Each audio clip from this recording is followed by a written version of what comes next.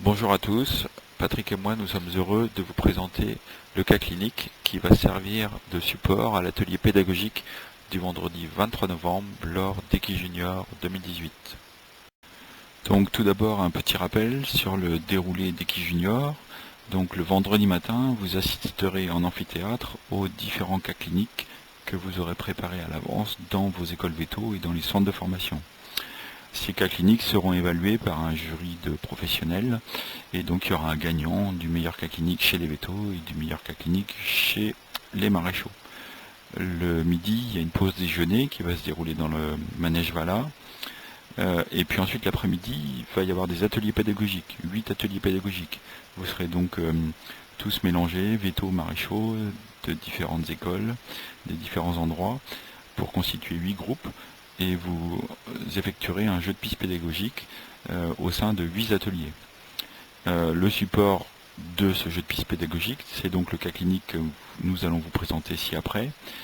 Il y aura une première partie publiée donc ce jour, donc le 1er novembre. La deuxième partie correspondant à l'examen dynamique sera publiée le 8 novembre et la troisième partie correspondant aux examens complémentaires sera publiée le 15 novembre. Donc on vous demande de regarder tout ça avec attention, de manière à arriver le jour J en ayant une bonne connaissance de votre cas clinique pour faire partie de l'équipe qui gagnera le quiz pédagogique. Voilà, à tout à l'heure. Le cheval de selle que nous présenterons ce jour a 17 ans et a une activité légère puisqu'on peut dire qu'il est en semi-retraite. Il a tout d'abord fait une carrière en CSO 140 jusqu'à 12 ans et puis maintenant il travaille seulement 4 fois par semaine, principalement sur le plat avec très peu d'obstacles. Il travaille sur du sable, il fait surtout de l'entretien à la piste avec l'entraîneur et travaille sur le plat avec son propriétaire le week-end. Il va en paddock individuel tous les jours, environ 2 heures, c'est des paddocks en herbe, sauf si les sols sont trop mouillés, et il vit sur copeaux. Au niveau de ses antécédents, c'est un cheval qui, lorsqu'il tournait en 140, avait un peu de soucis antérieur droit, un peu de douleur de pied et de boulet. Puis ensuite, son activité s'est ralentie et depuis 3 ans, on a plutôt des soucis sur l'antérieur gauche. Il a été géré pendant assez longtemps avec des fers en neuf en acier, avec quand même un peu de douleur récurrente en talon. Et puis depuis 2 ferrures, il a été passé sur des fers Duplo en plastique, qui l'ont bien arrangé au début, et puis s'est redégradé 3 semaines après la première ferrure. Là, on vous présente le cheval 2 semaines après la deuxième ferrure en Duplo. C'est un cheval qui est ferré toutes les 6 semaines. Voici le cheval sur son profil gauche. La posture que tient le cheval est la posture classique du cheval, comme vous pouvez l'observer. Vous pouvez également observer la répartition de ses masses musculaires, les volumes du cheval et sa taille qui fait environ 1,65 m. Voici maintenant le profil droit du cheval. Là, il n'est pas posé comme il est d'habitude. La posture classique est celle qu'on a vue sur la photo précédente. Mais vous pouvez observer également le rapport de ses masses musculaires sur le côté droit. Donc sur ces 2 photos, vous pouvez voir la vue frontale et la vue caudale du cheval. Donc sur les vues frontales, sa posture classique. Vous pouvez remarquer un peu ses aplombs, ils seront détaillés un petit peu plus loin sur les antérieurs, et puis également les aplombs postérieurs et le rapport des masses musculaires. Vous voyez que c'est un cheval qui est relativement calme et qui a été très sage. Voici maintenant les photos de ses aplombs antérieurs. Par convention, tout au long de cet exposé, vous verrez à gauche de l'image pour vous des photos ciblées sur l'antérieur gauche, des examens complémentaires sur l'antérieur gauche, et à droite de l'image, des photos ciblées sur l'antérieur droit. On a essayé de vous faire des photos dans l'axe des membres. Donc je vous demande d'observer les aplombs, sachant que vous aurez à vous occuper de l'antérieur gauche, dans le cas de ce cas clinique. Voilà. Voici d'autres photos, donc à nouveau bien cadré sur l'antérieur gauche, sur la partie gauche de l'image, et bien cadré sur l'antérieur droit, sur la partie droite de l'image. On a essayé de se cibler au niveau du genou, et donc ça vous permet de voir un petit peu les variations d'angle et les déviations, les rotations sur ce cheval-là, à la fois sur l'antérieur droit comme sur l'antérieur gauche. D'autres photos détailleront la partie basse du membre. Donc voici maintenant des photos prises un petit peu plus bas, donc plutôt centrées sur le boulet, avec donc un centrage pour l'antérieur gauche côté gauche de l'image et un centrage pour l'antérieur droit côté droit de l'image. Donc je vous invite à nouveau à observer les aplombs de ce cheval. Et voici les dernières photos, donc sur le doigt, bien centré sur le doigt et le pied, donc avec à gauche l'antérieur gauche et à droite l'antérieur droit. Vous aurez d'autres photos pour vous détailler la boîte cornée du cheval. Donc là, sur ces photos-là, concentrez-vous sur les aplombs, sachant que vous aurez à traiter, bien entendu, l'antérieur gauche. Mais il va de soi qu'une ferrure doit être adaptée pour avoir un équilibre entre les deux pieds. Voici enfin une dernière vue plongeante sur le membre du cheval, donc l'antérieur gauche à gauche, l'antérieur droit à droite, ce qui vous permet de suivre les axes du membre et de voir les variations qu'on peut avoir au niveau du genou, au niveau du boulet ou au niveau du pied. Voilà, donc je vous laisse le temps d'observer un petit peu tout ça. Voici maintenant les photos du pied gauche, donc avec en haut à gauche la photo de la face latérale, en bas à gauche la photo de la face médiale, et puis la vue de face en partie haute à droite et la vue palmaire en partie basse à droite. Donc je vous laisse observer les pieds du cheval. Vous aurez un modèle fourni ensuite lors de l'épreuve pratique pour adapter la ferrure à la tournure du pied. Voici d'autres photos du pied antérieur gauche du cheval, donc qui sera le pied sujet du cas clinique, qui ont été prises par un autre appareil photo avec des angles un petit peu différents, mais donc qui vous permettent de vous donner des angles complémentaires et vous faire une idée plus précise du pied du cheval. Donc je vous laisse observer à nouveau ces photos. Voici maintenant des photos donc, de la face solaire avec les fers en place, donc les fers de type Duplo, donc avec les deux vues, une vue vraiment pure de la face solaire, et puis après une vue qui montre la relation entre le fer et les glaumes, et vous pouvez observer aussi les cartilages du cheval. Donc vous pouvez également déjà observer un petit peu l'usure des fers, et vous faire un peu une idée sur la manière dont le cheval se sert de ses pieds. Maintenant deux autres photos complémentaires qui sont prises sur les mêmes angles mais avec des appareils différents et forcément un peu de lumière différente, ce qui vous permet d'avoir aussi d'autres informations puisque en fonction de la lumière, de la luminosité et les reflets, on peut avoir des images différentes. Voilà, donc je vous laisse observer ces deux photos qui ont été prises donc avec des angles de vue un petit peu différents et avec un peu une luminosité différente. Voici maintenant les photos du pied antérieur droit, donc avec en haut à gauche la face latérale de ce pied antérieur droit, en bas à gauche la face médiale, et puis ensuite en haut à droite la vue de face et en bas à droite la vue palmaire. Ce n'est pas le pied qui sera traité, mais par contre vous pouvez bien entendu l'observer de manière à prendre en compte ce pied-là dans la gestion du pied antérieur gauche. Donc je vous laisse observer les différents signes que vous pouvez voir sur le pied. Voici d'autres photos du même pied, donc prises par un autre appareil photo, avec forcément une luminosité un petit peu différente et des angles de vue qu'on a voulu les mêmes, mais qui sont forcément un peu différents.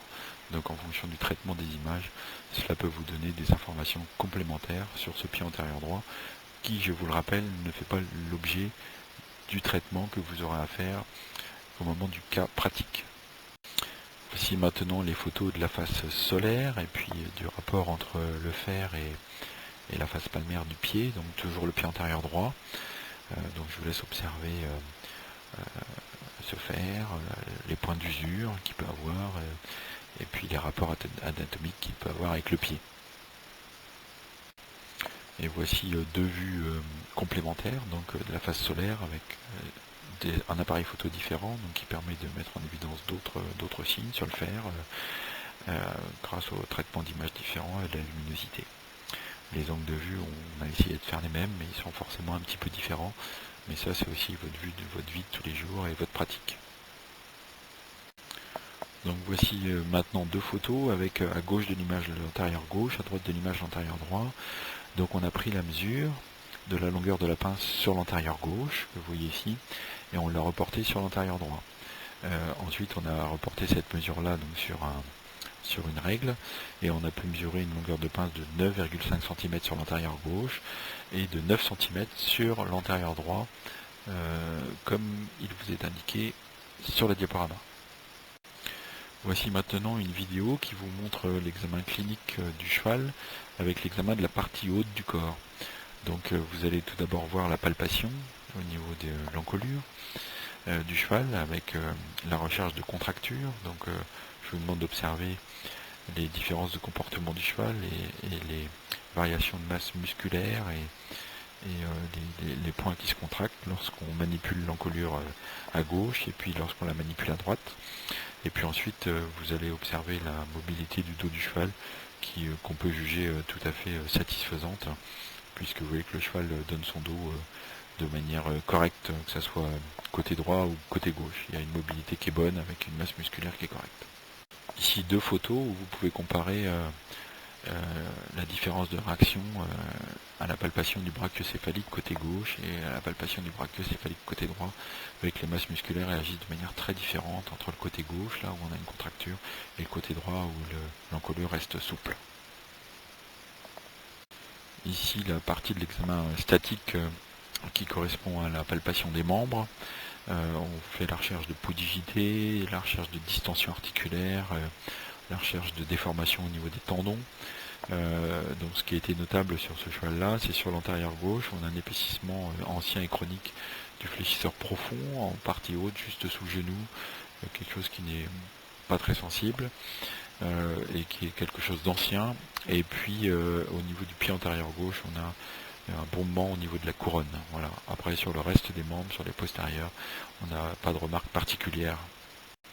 Maintenant, cette vidéo vous présente l'examen statique avec la partie mobilisation des membres, la palpation des tendons, la pression sur les suspenseurs et puis les tests de flexion entre l'antérieur gauche et l'antérieur droit. On ne vous présentera pas les tests de mobilisation du postérieur. Je vous rappelle que c'est l'antérieur gauche qui fait l'objet de cette étude clinique. Vous pourrez remarquer donc le comportement du cheval. Et ce qui est intéressant, c'est d'observer les variations de l'encolure, la contraction des muscles de l'encolure entre la mobilisation qu'on peut avoir sur l'antérieur droit, que ce soit au niveau des flexions ou des tests de pression sur le suspenseur, et les tests de mobilisation qu'on peut effectuer sur l'antérieur gauche. Voilà. Donc essayez d'observer ces mouvements-là et ça vous donnera des indications sur les zones de contracture et la posture de votre cheval. En tout cas, ça corroborera l'examen de la posture qu'on a pu voir au tout début.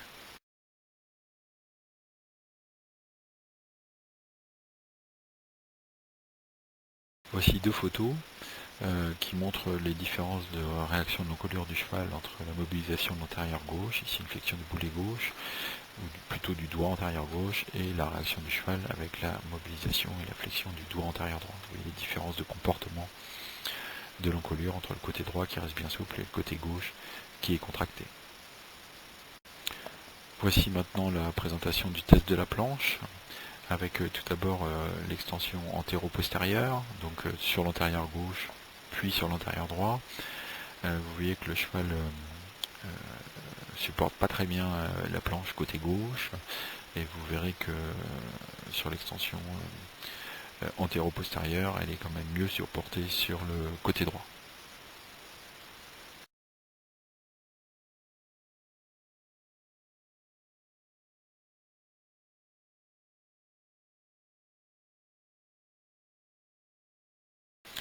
Voici maintenant la vidéo de test d'extension latéromédiale. Donc je vous demande à nouveau de bien observer les différences entre l'antérieur gauche et l'antérieur droit. On va d'abord faire les extensions latérales de l'antérieur gauche, puis l'extension médiale de l'antérieur gauche, et puis après on vous présentera, vous verrez dans la foulée, les tests d'extension sur l'antérieur droit en interne et en externe. On vous présentera sur la diapositive suivante les mesures qu'on a pu réaliser sur le cheval.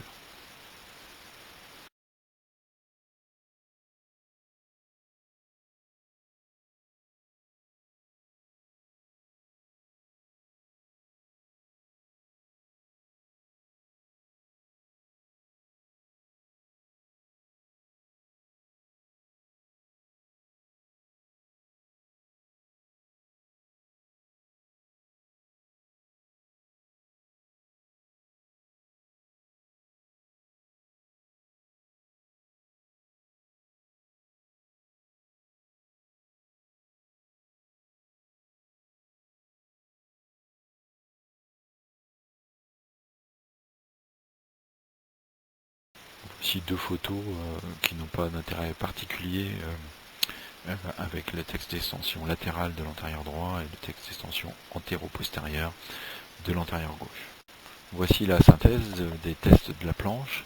Alors la tolérance à l'extension interphalangienne de l'antérieur gauche est de 29 degrés et de 32 degrés à droite. En ce qui concerne les tolérances à l'extension latéromédiale, elle est de 18 degrés en externe et 19 degrés en interne sur le pied antérieur droit. Par contre, sur le pied antérieur gauche, cette tolérance à l'extension latéromédiale est réduite avec 13 degrés pour l'extension en externe et 16 degrés pour l'extension en interne.